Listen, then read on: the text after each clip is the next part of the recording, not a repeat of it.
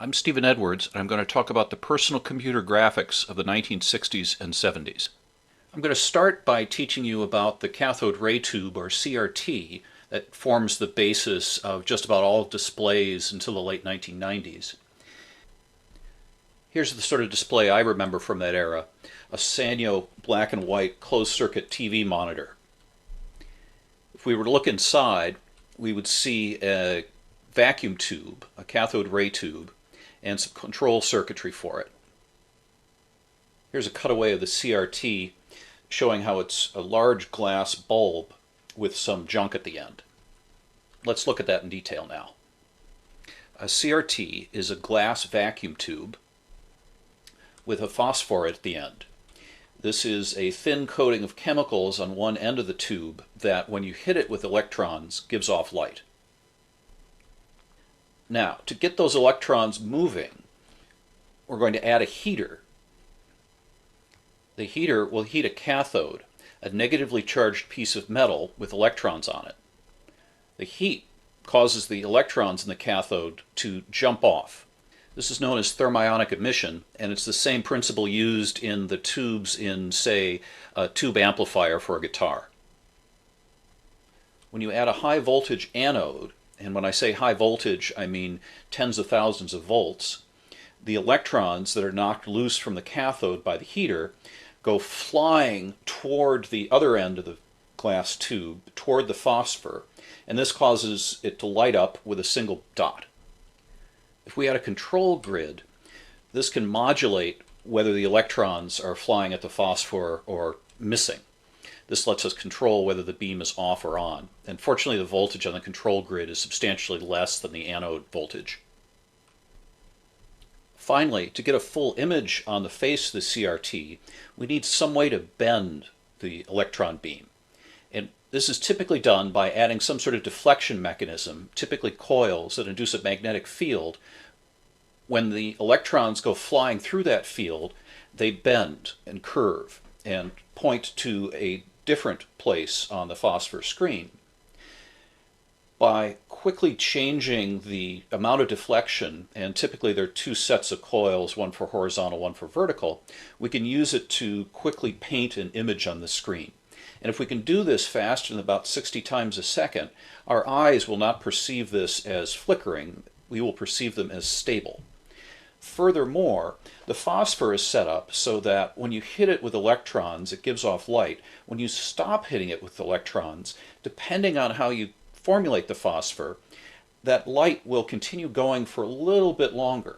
And if you tune that to be roughly the refresh rate, again, you can more or less eliminate flickering. So a computer has to feed 3 signals to a CRT to make it work. The 2 deflection voltages that control where the spot goes on the screen, and then the control grid, which controls the brightness. If you want a stable image to appear, you need to be constantly redrawing the same image 60 times a second. Here's the DEC Program Data Processor, or PDP-1, circa 1960. This wasn't the first, but certainly an early important computer that had a CRT display. This particular machine is equipped with a Type 30 CRT display, one of the original peripherals offered with the PDP-1.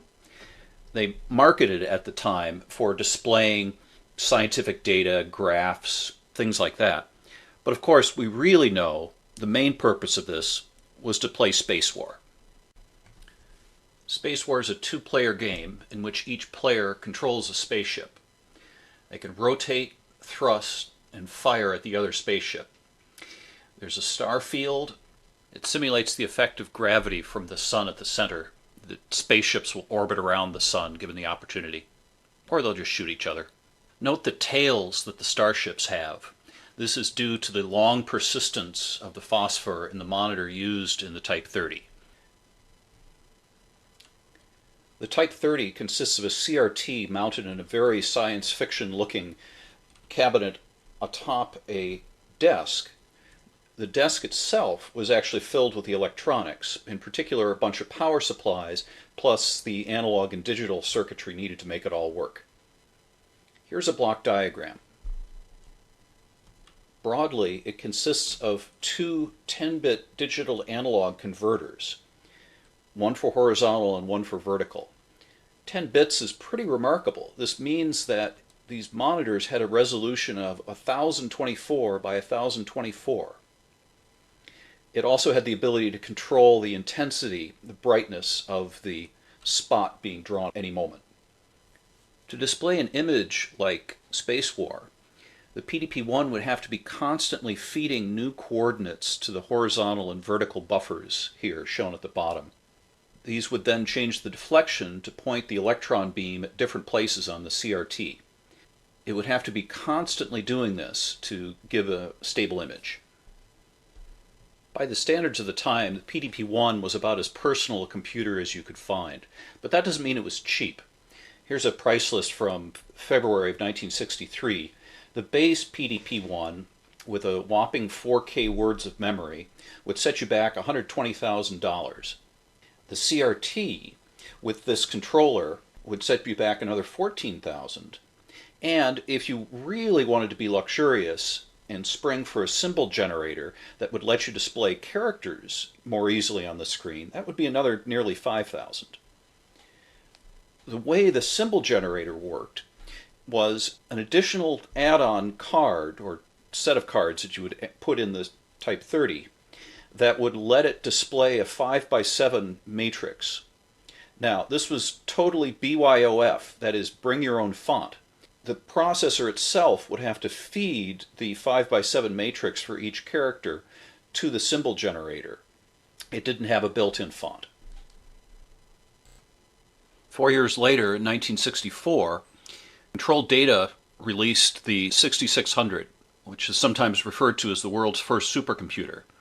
This was actually designed by Seymour Cray of Cray Computer fame while he was still at Control Data.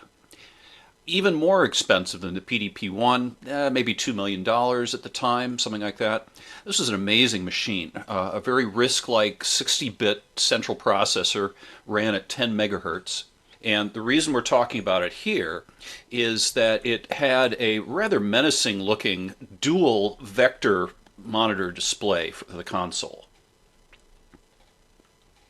Like the PDP-1's vector display, it still needed refresh. What was very novel about the 6600 is that in addition to the very, very fast central processor, it had a series of I/O processors designed to manage things like disks and tape and a display. These were much less powerful things. There was actually only one of them that was essentially time multiplexed, but the result was that these I/O processors could handle the vector display refresh automatically. These functioned in many ways as DMA controllers as well, in that they were able to get at the rather sizable central memory for the time. Amusingly, the way this would work is that you'd have the 6600, you would connect up a 6602 console display controller. This was another rack of electronics, and you could connect it up to two consoles for a total of 4 vector CRTs. And the way this worked was the console display controller only had one channel for all of its data, but could send the horizontal and vertical deflection stuff to all 4 vector CRTs and then turn on the beam for just one of the displays. The other 3 would be turned off. Unlike the PDP-11, this used 9-bit digital to analog converters, so only 512 by 512 resolution. The CRTs themselves were a little bit smaller, 212-inch instead of a 19-inch. Interestingly, this always had character displays built in. Unlike the PDP-11, they were vector character displays, and in it they had manually coded in something that's a little bit like a ROM, but was actually closer to discrete logic, vector versions of each character that would then be displayed. The way this would work was they actually had analog amplifiers that would add a base coordinate, this is where the lower left corner of the character would be displayed, and a small offset depending on where you were in the character itself.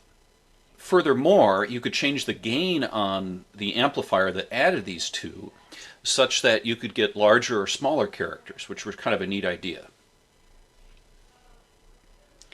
Realistically, though, vector displays like this and the one on the PDP-11 ended up being a dead end. They were quite high resolution, amazingly, 512 or 1,000 pixels across, amazing for the 1960s, and would require relatively little memory. For something like Spacewar, really the program was worrying about how to generate the location of the ships and so forth. There wasn't a lot of memory required for that. The problem is that you couldn't really fill regions. The best you could do is sort of text and wireframe images, and flicker was constantly a problem. The refresh rate would vary depending on how complicated the scene was that you were trying to display, and would flicker like crazy. This was still an interesting technology. Atari used it in commercial vector arcade games in the 70s and into the 80s. And there was even a consumer vector video game console. This was released in 1982 called the Vectrex, which is popular among collectors at the moment. But again, this was a dead end. Raster displays had been known for a long time, and in fact was the original way that video has always been done.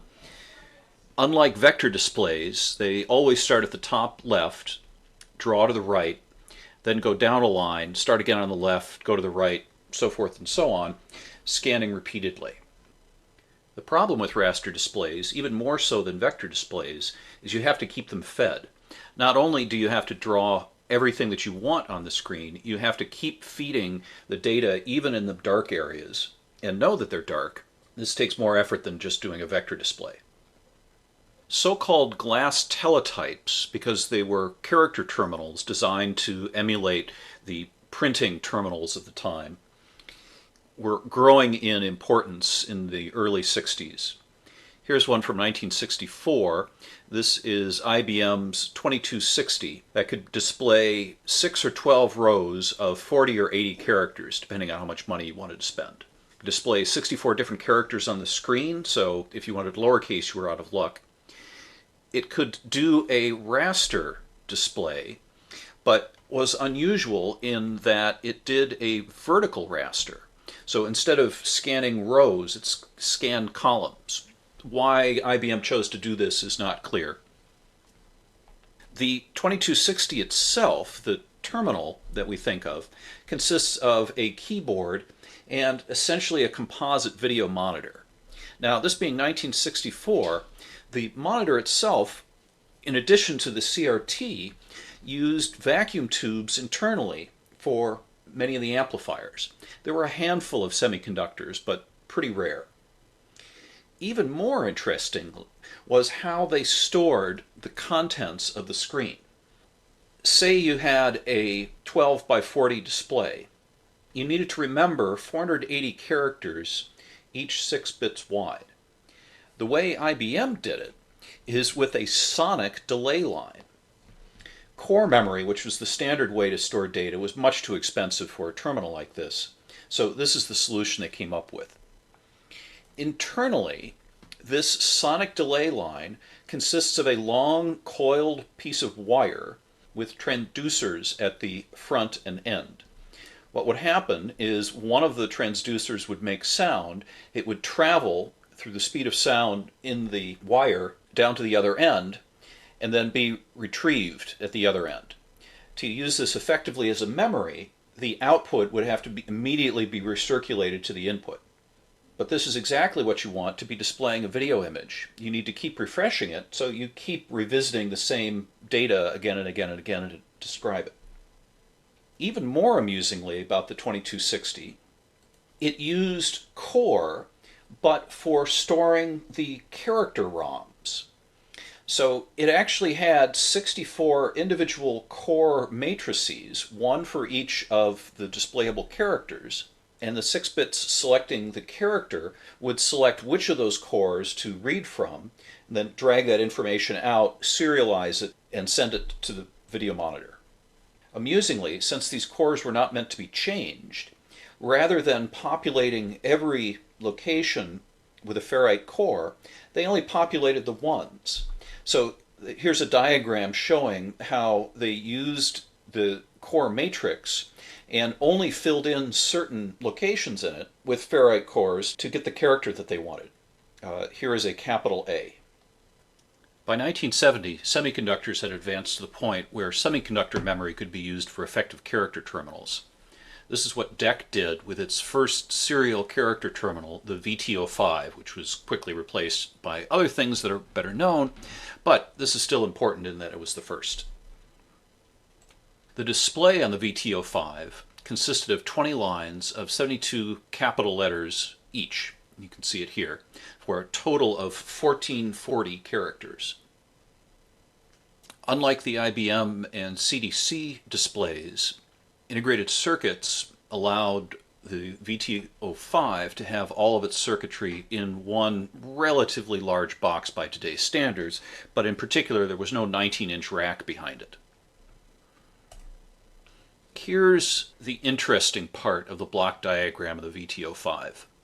From the left, we have the frame refresh memory. So this stores the characters, and here they're actually listing out 9,216 bits total of frame refresh memory. Following that, we have the line refresh memory. This is more modest at 600 bits. And the idea is that this held enough characters for a single line and would recirculate around multiple lines until the next row of characters needed to be displayed and brought in from frame refresh memory.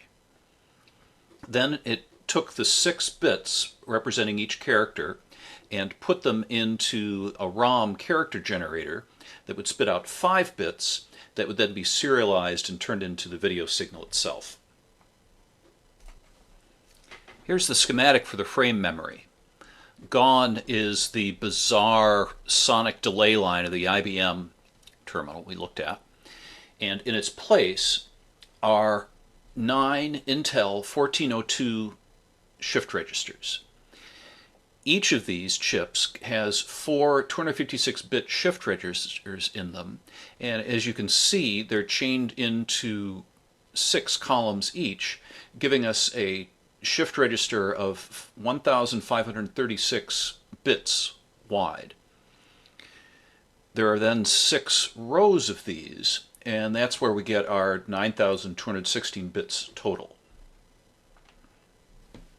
It was advertised as containing 1024 bits, that is 4 banks of 256 each, could operate at 5 megahertz, and was dynamic in the sense that it would lose its memory if it did not keep circulating. But in the application of a character display, you have to constantly be circulating the data anyway, so that it was dynamic was no problem at all. Here's a die photo of a similar chip, the 1405, of a similar vintage, and you can see how it was laid out. It's just row after row, and what happens is bits move right down the row, then they move left down the next row, right down the next row, so forth and so on. Here's the schematic for the line and character circuitry. The line memory was built out of 3 Intel 1507 shift registers, each of which consists of 2 100-bit shift registers internally. So 3 of these gave us the 6 bits that we needed. This also gives us the 600 bits total that it was bragging about. These are fed from the line memory, but can also recirculate, and you can see the logic for doing that here. The 6 bits from the line memory are fed into a national MM5240 character generator ROM. This has the uppercase character set in it to be able to display, again, 64 different characters. It would spit out 5 bits per row, and then you could select which row of the character that you'd like. By 1973, the cost of the integrated circuits needed to do a delay line-based character display had dropped to the point where it fell into the realm of what hobbyists could do. Don Lancaster published in Radio Electronics in 1973 a groundbreaking article on the TV Typewriter. This was a design really fairly similar to the VT05, but within a hobbyist price range. It consisted of a bunch of boards, a keyboard of some sort, and the ability to spit out video that you could then send into a TV, hence the name. Here's the schematic. Its structure at its core is very similar to the VT05. We have 6 Signetics 2425 512-bit dynamic shift registers. This is storing the screen memory. There's a 2518 6-bit wide line register that stores the characters for a single line. There's the Signetics 2513 character generator, and that feeds into a parallel to serial chip, the 64165 here.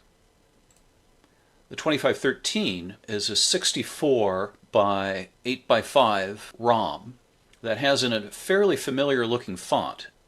And I'll give you a hint about where you might have seen that font before. Here's a schematic with a very similar setup. We've had a 2513 character ROM feeding into a 74166 parallel serial converter. We have a 2519 very similar line buffer chip.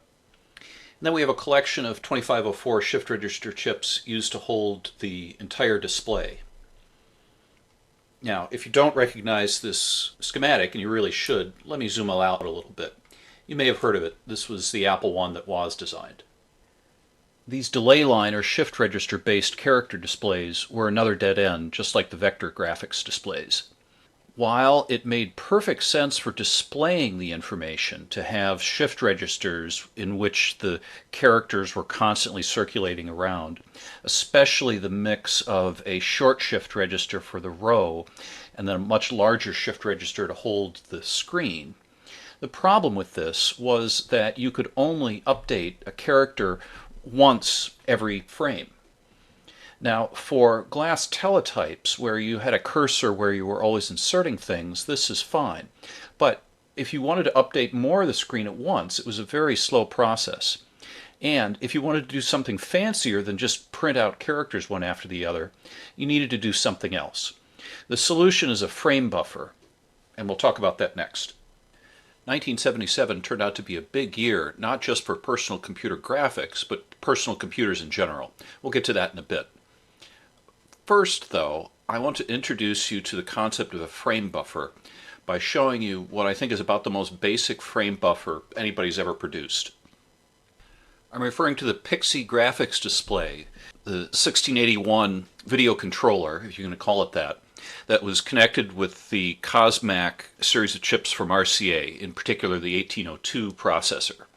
In July of '77, Popular Electronics showed how to use this chip to add graphics to its ELF microcomputer, an 1802-based computer that they had shown over the last year.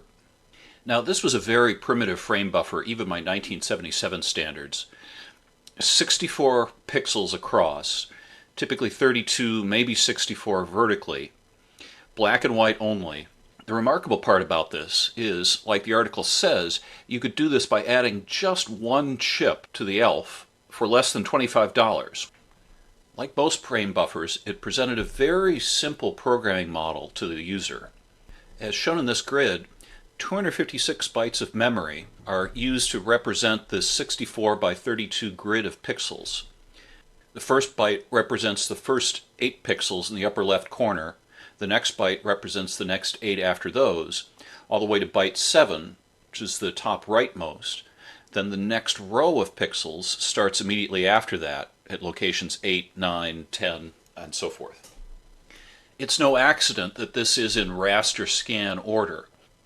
If you look at the locations in memory, you'll notice that they follow the locations that the electron beam traces out while it is scanning an image like this. To emphasize this further, here the article is explaining how they came up with the COSMAC characters. Each byte represents 8 pixels. The most significant bit represent the leftmost pixel, the least the rightmost pixel of that group. And each bit is set to 1 to indicate a white pixel, 0 to indicate a black pixel. So here they're showing you the first byte is 7B because we have off, on, off, on, shown at the left, followed by DE and so forth. The ELF computer was a study in simplicity. On the left is a wire-wrapped version of the project. On the right is the same project implemented with a pre-made printed circuit board.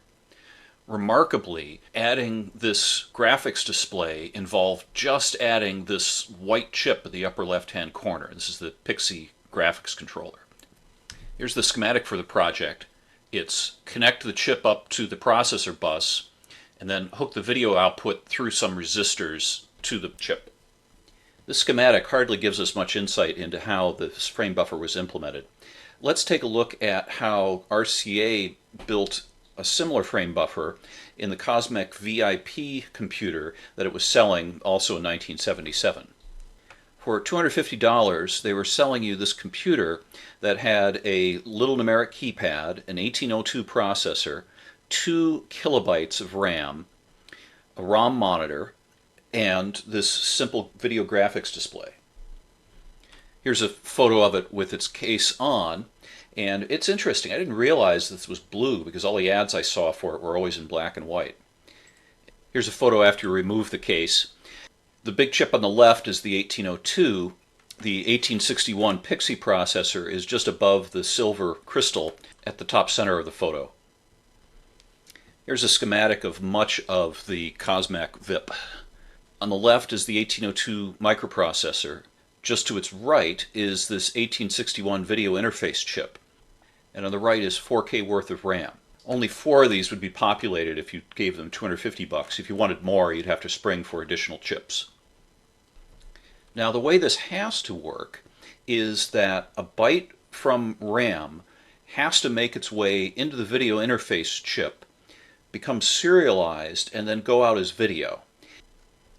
Let's go back for a moment to the memory addresses of the frame buffer. Looking at this, what we want to do is read address 0 from the RAM, get that to the video chip, and then send that out a pixel at a time. Then we want to get the contents of data at address 1, move that byte over to the video chip, send that out serially, and so forth. In these systems, it turns out that the address of the byte to display is the responsibility of the 1802 processor. This is an unusual design choice, and I don't know of other systems that do exactly this. Broadly, what happens is the CPU generates the address of the data that needs to be read, gets read from the RAM, that gets sent over to the video display controller, serialized and sent out. Here's what's inside the 1861. There's not much there at all. The main thing this chip does is shown in the upper right-hand corner. We have 8 bits of data coming in from the RAM off the processor bus that's loaded into a shift register and then shifted out 1 pixel at a time through pin 7 labeled video at the top center. The only other thing we have here, aside from some very primitive synchronization generation circuitry, are some counters that keep track of where we are on the screen and what we should be doing at each point. This diagram shows us what the 1861 does. We're looking at the screen here, and so this is also a timing diagram. Time goes from left to right, then after each line goes from top to bottom. What happens is once a field, just before the display region starts, the 1861 sends an interrupt to the 1802 that should start the display operation. The interrupt routine has just enough time to load the 1802's DMA base address register with the address of the upper left corner of the display. So what we saw before at address 0. Then, while the display area is active, the 1861 constantly sends a DMA request to the 1802 that causes it to read the next byte from RAM and increment the DMA address register. This is the only thing the processor is doing while the image is being displayed, cranking out the addresses. The shift register reads the byte and then shifts out 8 pixels before reading the next byte. This happens 8 times per line, giving us 64 pixels across. At the end of each line, the 1802 gets to execute a few instructions, such as resetting the DMA address to the beginning of the same line to display the line again to reduce vertical resolution and hence memory requirements.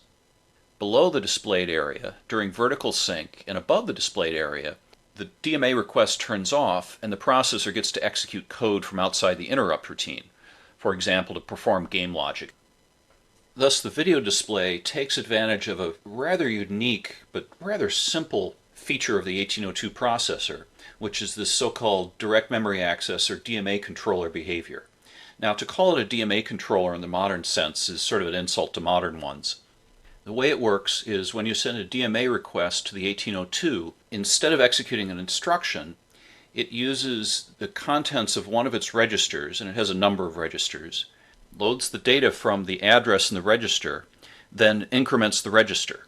So if you hold DMA request down, like the 1861 does, it causes the processor to read an address, put that on the data bus, then read the next address, put that on the data bus, then read the next address, put that on the data bus, and so forth, which is exactly what you need for displaying a frame buffer. In the summer of 1977, the RCA Studio II was released. Widely considered the worst video game console in history, it also consisted of an 1802 and 1861 generating 64 by 32 monochrome graphics, 512 bytes of RAM, not even 1K, and 2K of ROM for 5 built-in games. Here's some gameplay from the built-in Freeway game, and yeah, it didn't get much better than this.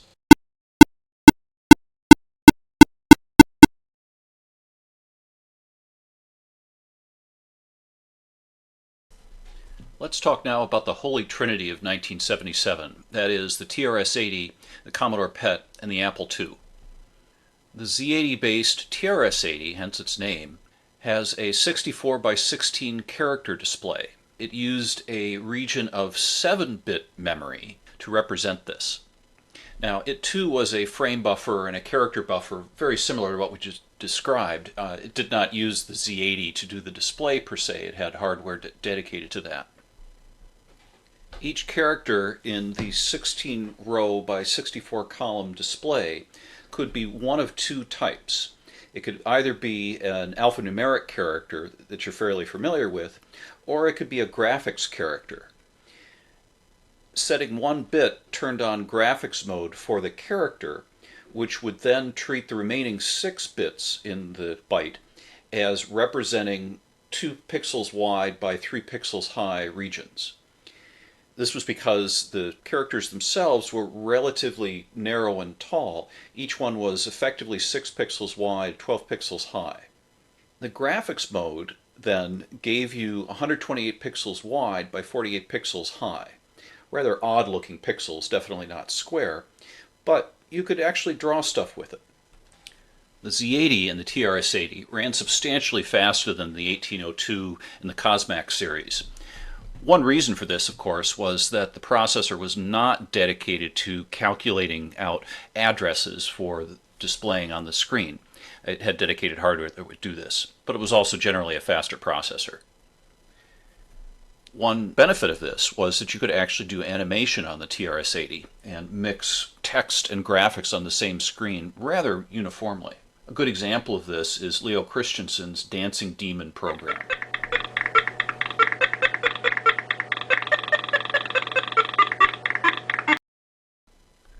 The Commodore PET, also released in 1977, was a 6502-based computer that also had a character mode display. Now, unlike the TRS-80, which had almost a point-like display, the PET only could display characters, but it could also display interesting graphical characters. The display itself consisted of 40 columns, 25 rows each, and each character was square, 8 pixels by 8 pixels. And this made the characters kind of fat and wide, but also made for interesting graphics characters. Here's what it looks like when it's not working properly. But let's take a look now at what it could display if you actually asked it to nicely.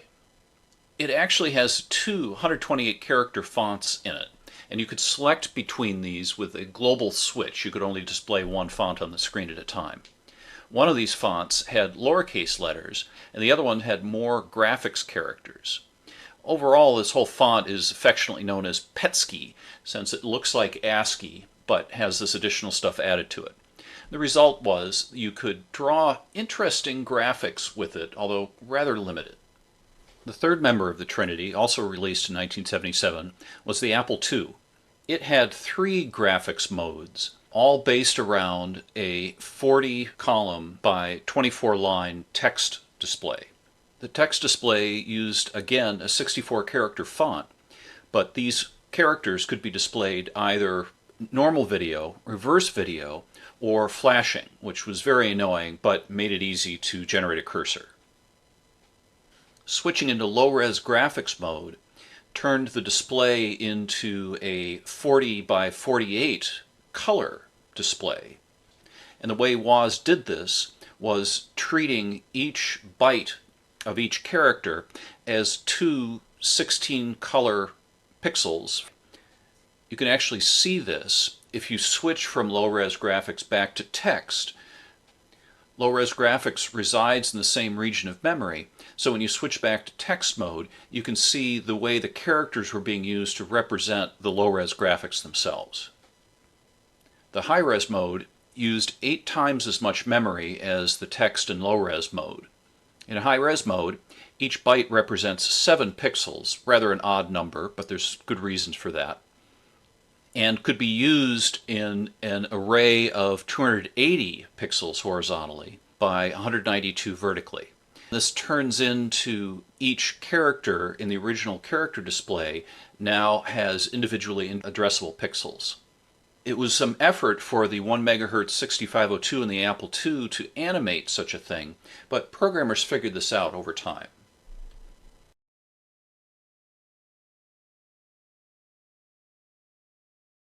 In 1979, Texas Instruments introduced the TI-99-4 home computer.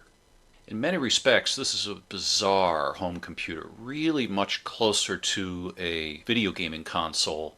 I mention it here because it had one of the earliest, fanciest Sprite graphics systems, which is what we're going to talk about. The TMS 9918 video display processor is at the center of all of the graphics. It had a mix of sprite and character graphics that you could combine to create a full image.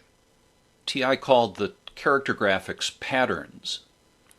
And here's how it worked. They gave you a relatively coarse grid, 32 columns, 24 rows. And each element of this grid could consist of one pattern. Think of it as a character A or something like that. Each of these patterns were represented as a list of 8 bytes, and the bits of each byte told us what color the particular pixel should be. Now, what's neat is that each pattern pointed into a pattern color table that would tell us what colors the off and on pixels for that particular pattern would be. Furthermore, the programmer could control what these patterns and, of course, the colors were, and this allows you to do rather clunky looking graphics, but colorful at the same time without using that much memory. To me, though, the most interesting thing in the 9918 was its support for sprites. Now, in the nomenclature of the 99.4, a sprite is a small pattern, again 8 by 8, that could be displayed anywhere on the screen.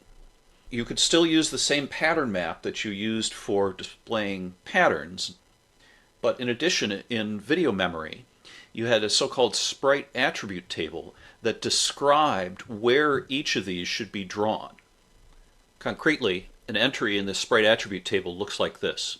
It starts with a vertical position, then you've got the horizontal position, then you have the name of the sprite. This is actually an index into the pattern table, so this controls whether it's a ghost or a Pac-Man or a good guy or a bad guy. Finally, you've got a color code that tells you which color should be used for the sprite. Each bit in the pattern table is treated as indicating whether to display this color or whether the sprite should be transparent and you should see the patterns behind it. The 9918 supported 32 sprites, of which at most 4 could be visible on any particular line. This is a hardware restriction we'll get to in a moment. The result was that you could make very interesting composite scenes. Furthermore, each sprite had a priority. The sprite number, 0 through 31, indicated the priority. So if sprite 1 and sprite 2 overlap, sprite 1 will take precedence and appear to be in front of sprite 2 when displayed on the screen. This example sort of illustrates it. The tree is in front at the higher priority sprites. Then we have 4 sprites being assembled to make the car. Then we have a few sprites for describing the clouds. Let's look at how the 9918 video display processor actually generated these images. Here's the block diagram from the reference manual or data sheet for the chip.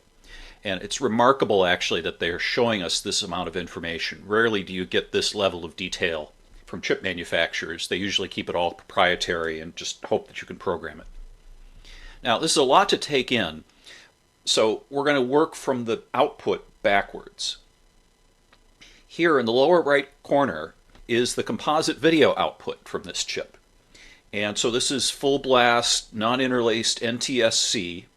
This is being generated by some block here they mark as video logic, and before that we have a color decoder. What that's doing is taking a 4-bit color from this color priority multiplexer and collision detect block that's just upstream. The purpose of this priority multiplexer is to decide, you remember I said that you could display up to 4 different sprites on each line. Well, here they are. There are shift registers, color information, down counters for all 4 sprites on that line. What happens is when a sprite is visible, the information that it is visible is coming from its shift register. And what the priority multiplexer decides is whether the first sprite is visible, and if not, it looks at whether the second sprite is visible, and if not, looks to the third one. And then finally, if none of those 4 sprites are visible in the current pixel, it picks up the pattern. This is the background.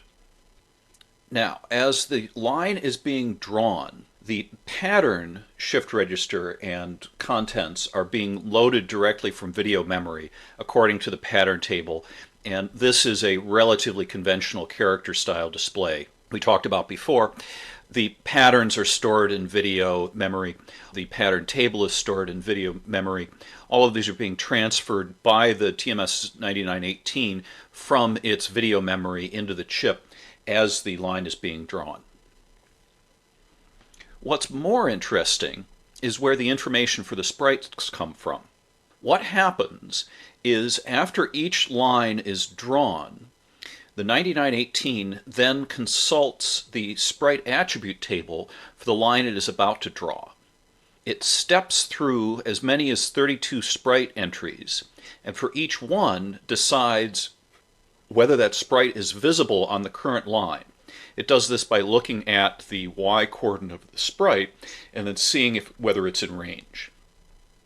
If the sprite is in range, then it loads the color for that sprite as well as its horizontal position and the appropriate pattern from the pattern table for that sprite into the down counter, sprite, shift register, and color.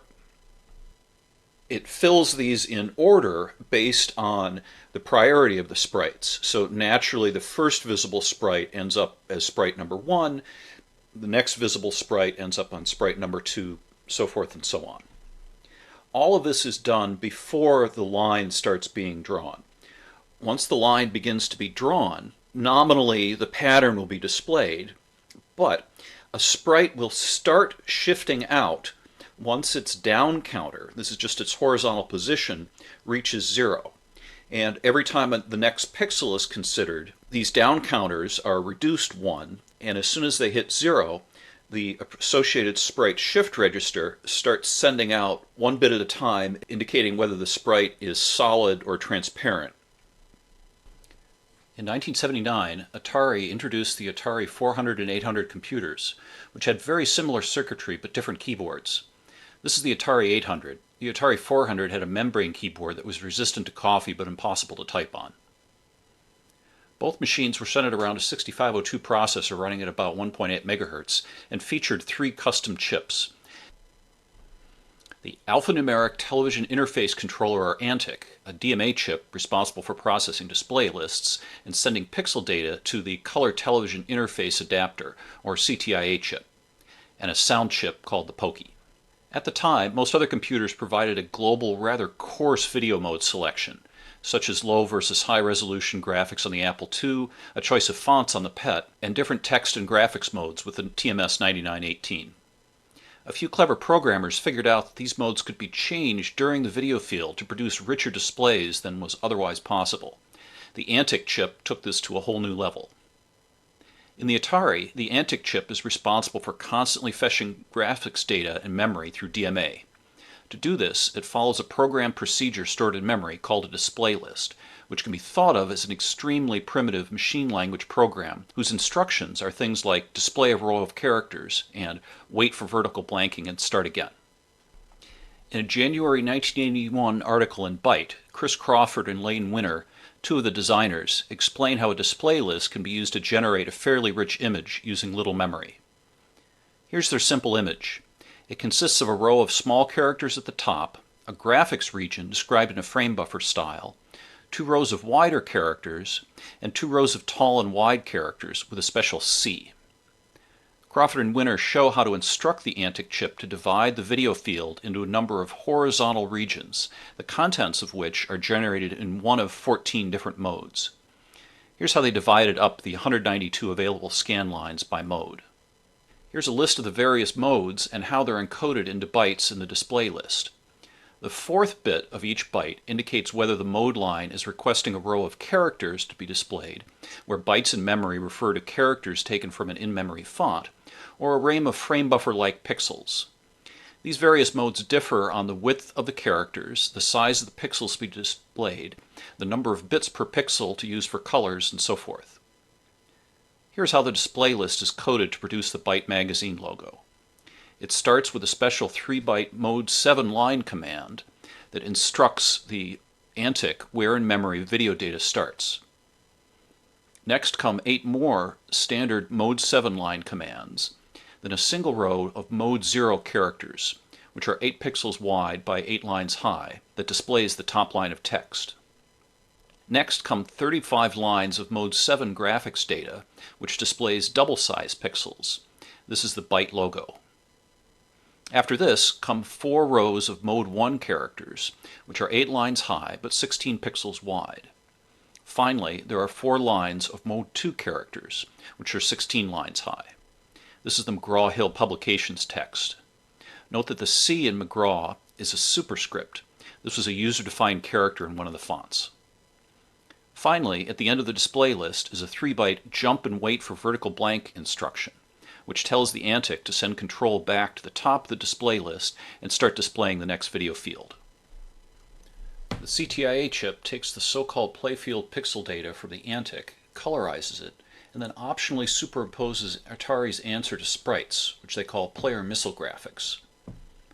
Like the sprites of the TMS 9918, Atari's player and missiles are graphical elements that may be placed at arbitrary horizontal positions, designed for animating small objects on the screen without much effort from the processor. Unlike the sprites on the TMS 9918, players and missiles are tall, thin stripes that extend the full height of the screen. The CTIA supplies 4 players, each 8 pixels wide, and 4 missiles, each 2 pixels wide, which appear in memory more like a fragmented 5th player. Each player occupies a 128 or 256 byte region of memory. Each byte is displayed as 1 or 2 scan lines, and its bits indicate which pixels are solid or transparent. To draw, say, a spaceship at a particular location on the screen using a player, you set the horizontal position of the player's stripe by writing to a CTIA register. The bytes in memory for the player's bitmap should be all zeros above and below the spaceship to make them transparent. The bitmap for the spaceship should appear on the few bytes in memory corresponding to the lines where it should appear vertically. Thus, moving a player horizontally only requires the CPU to update a single byte, whereas moving a player vertically requires the CPU to erase the player's current position and write it out in the desired new one. Here's how player missile memory is laid out. There are 2 modes, one with 1 scan line per byte and one with 2 scan lines per byte to save memory. The bitmap for each player's sprite is either 128 or 256 bytes, although at most only 192 of these are ever displayed. The 4 missiles consume a 5th player region, in which each byte holds 4 pairs of pixels, one for each missile. This means moving a single missile vertically requires a read-modify-write operation to avoid disturbing the other missiles, but this is not a problem for missiles that are only a few pixels high. The release of the Atari and TI computers marked the end of the 70s, and for the moment the end of our story. But, of course, many more things happened in the 80s. So, where are they now? The TI 99-4A, the successor of the 99-4, was discontinued in 1983, although a variant of the TMS 9918 lived on in the Coleco Atom until 1985. Commodore added color and user-programmable fonts when it released the VIC-20 in 1980. It added sprites in 82 with the wildly successful Commodore 64. It added display lists and other graphics acceleration in 1995 with the Amiga. Apple added 80 columns and another high-res mode with the Apple IIe in 1983, went full frame buffer with the Macintosh in 1984, and added some color graphics and a 16-bit processor to the Apple II line with the Apple II GS in 1986. Atari was hit hard by the release of Nintendo's NES in 1983, but went on to release the Atari ST line in 1985 with 3 high-resolution frame buffer modes.